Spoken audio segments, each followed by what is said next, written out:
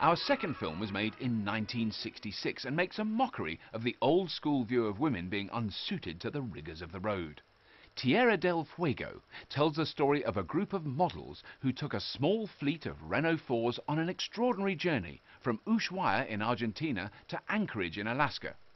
It was a journey that saw the ladies cover over 15,000 kilometres over all manner of terrain. And remember, this was in the days before ABS, powered steering and air conditioning. So could the cars and their glamorous drivers rise to the challenge? Let's see. Paris-Orly, 25 novembre 1965. Pour ces 4 jeunes Françaises, c'est la fin d'une extraordinaire aventure automobile.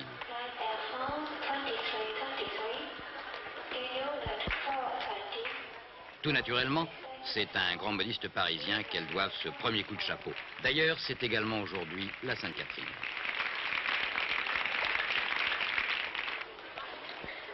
Ces jeunes et sympathiques personnes, les 4 L comme on les nommait, sont à l'honneur. Elles viennent de réussir, sous la direction de Michel Ray, le premier raid automobile féminin Terre de Feu Alaska, à bord de 2 Renault 4 strictement de série.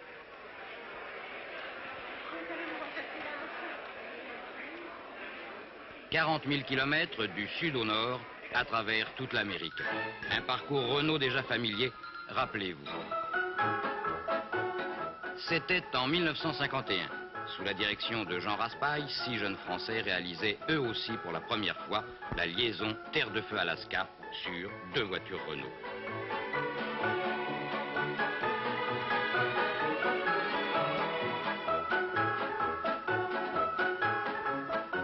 La boue, la poussière, la chaleur, le froid, l'altitude et le manque d'informations, les difficultés étaient nombreuses sur le tracé d'une future route panaméricaine.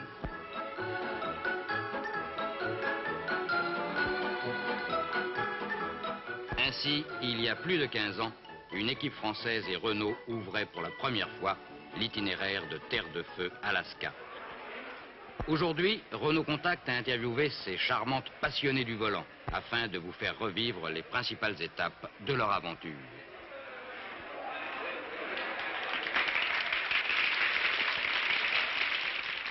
Tout d'abord, Michel Ray, pourquoi avez-vous choisi Terre de Feu Alaska? Je pense que la raison principale qui nous a fait choisir cet itinéraire, c'est-à-dire Ushuaia, Anchorage, en passant par le Mato Grosso, est que pour 4 Parisiennes, les Amériques, et peut-être surtout l'Amérique du Sud, représentent beaucoup de mystères, beaucoup d'inconnus. Paris, 10 mai 1965. Dans le hall d'exposition Renault-Élysée, c'est enfin le départ après 1 an de préparation. Pour commencer, l'équipe des 4 L devra se rendre sur le sol américain, en Argentine, puis ensuite descendre par la Patagonie jusqu'en Terre de Feu, à Ushuaia, d'où elle prendra le départ le 11 juin 1965. Au fait, Michel Ray, pourquoi avez-vous choisi une équipe de femmes? Pourquoi pas? C'était en général ce que nous répondions lorsqu'on nous demandait cette question en Amérique du Sud.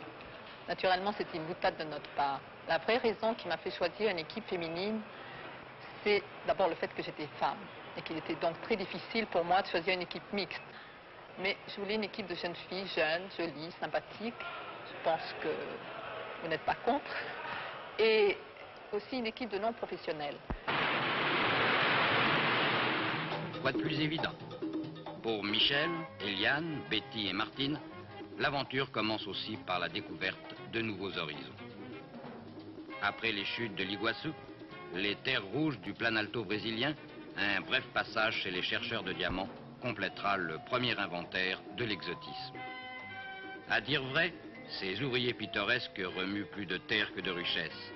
C'est plus loin encore, au cœur du Brésil, que jaillit la fortune.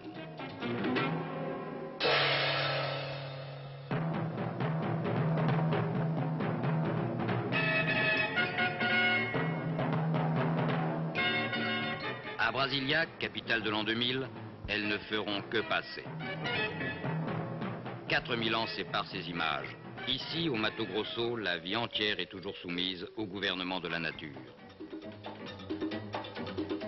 1500 km de pistes inconnues les attendent. Et pour tout guide, 5 points de repère minuscules sur un territoire grand comme la France.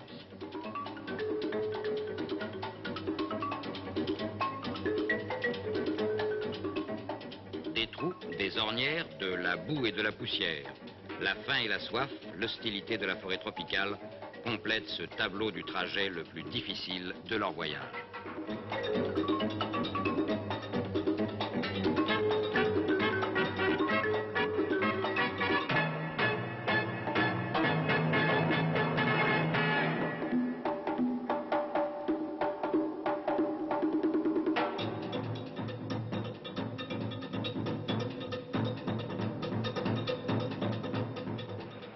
Lorsque nous nous trouvions, par exemple, dans le Mato Grosso, qui a été la partie la plus difficile du voyage, nous nous trouvions 4 pauvres femmes devant des assablés ou des embourbés la voiture.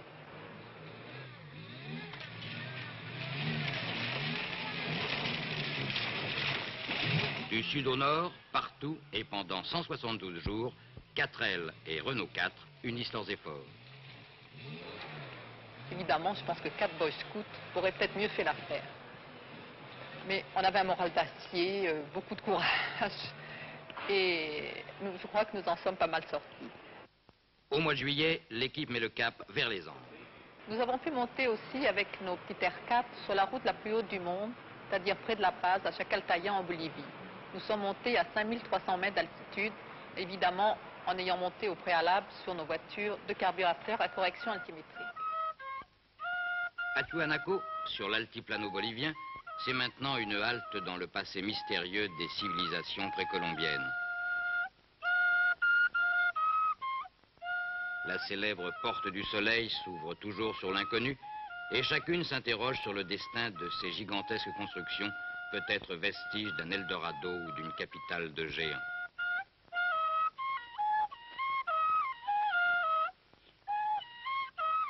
À 4000 mètres d'altitude, les poumons et les moteurs se disputent âprement les restes d'oxygène. Aussi, de nouvelles épreuves humaines et mécaniques attendent l'expédition pendant son séjour sur le toit de l'Amérique.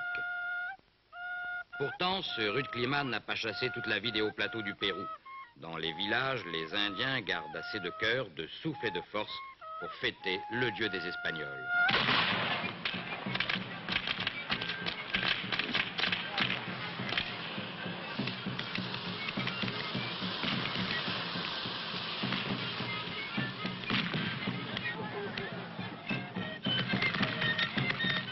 Peut-être, au-delà de cette joie exubérante, la Maindienne retrouve-t-elle le souvenir du fabuleux empire Inca.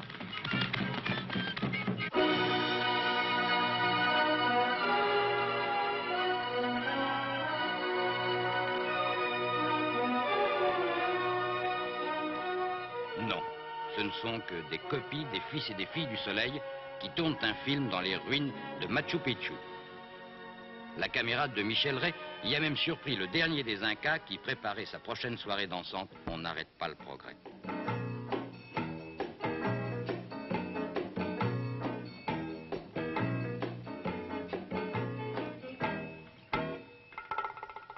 Titicaca, le plus haut lac navigable du monde, une sorte de mer intérieure à 3800 mètres d'altitude.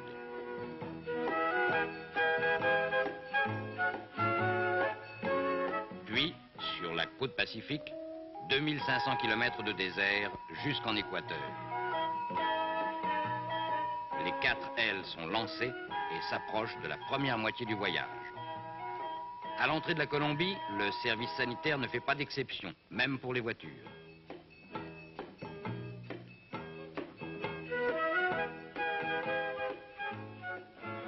Chaque fois que nous devions passer une frontière ou même un poste de transit, et Dieu sait s'il y en a, surtout au Pérou et en Équateur, nous appelions cela le commando de charme.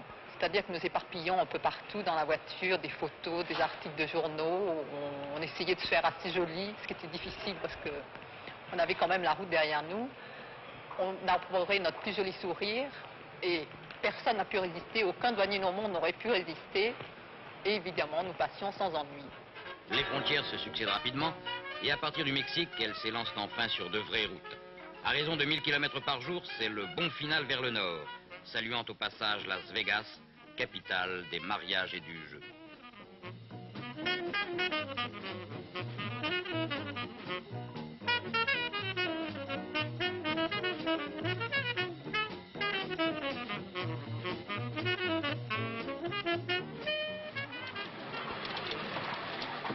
Aux bruyantes machines à soupe, Michel Rey et son équipe ont préféré le calme du parc national de Yellowstone.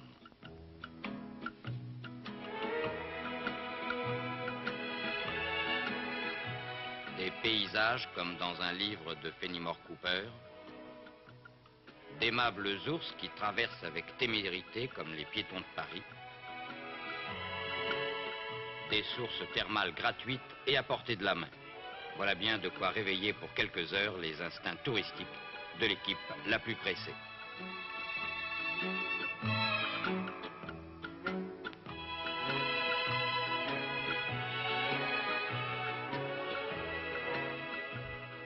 Au-delà du Canada, le froid soleil boréal les guide vers Anchorage, le terminus de la route d'Alaska. Plus que 2000 km à travers la toundra, les montagnes et la neige. La route de terre est souvent verglacée et maintes fois, les voitures s'identifient aux traîneaux.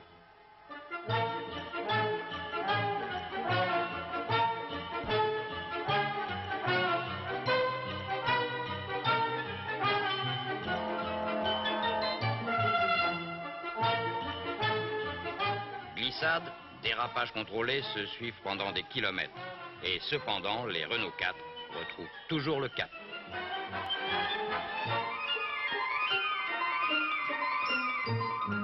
Puis, 32 000 km s'inscrivent au compteur. La fin approche. Le 30 octobre 1965, le raid se termine à Anchorage par une victoire. Et maintenant, Michel Rey, pourquoi des Renault 4? Nous avons choisi des R4 pour plusieurs raisons. Évidemment, la raison principale est qu'il nous fallait des voitures capables d'aller sur tous les terrains, c'est-à-dire la boue, les trous, le verglas, la neige, le sable, enfin tout. Donc des voitures très robustes.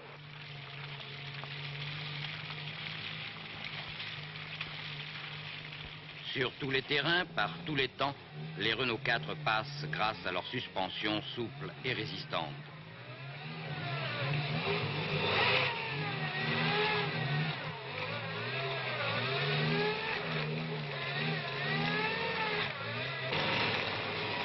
En dépit du froid, de la chaleur, de l'humidité et de la poussière, la mécanique résiste à tout avec un minimum d'entretien.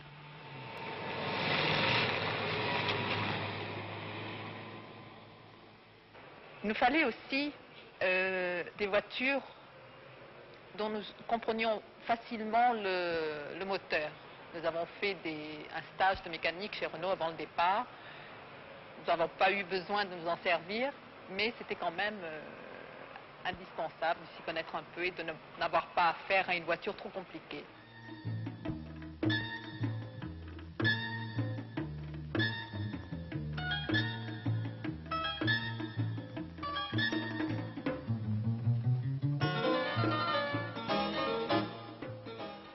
Et aussi une chose très importante, c'était le réseau Renault sur tout le long du parcours.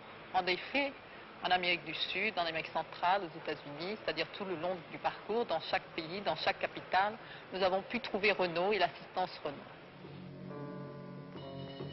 Et pour conclure, rendez-vous à New York.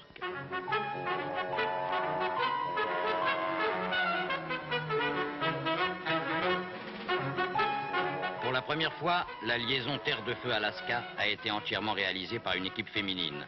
Et avec Michel Rey, Eliane Lucotte, Betty Gérard, Martine Libersart, une nouvelle victoire s'inscrit au palmarès des grands raids automobiles. Une performance qui démontre une fois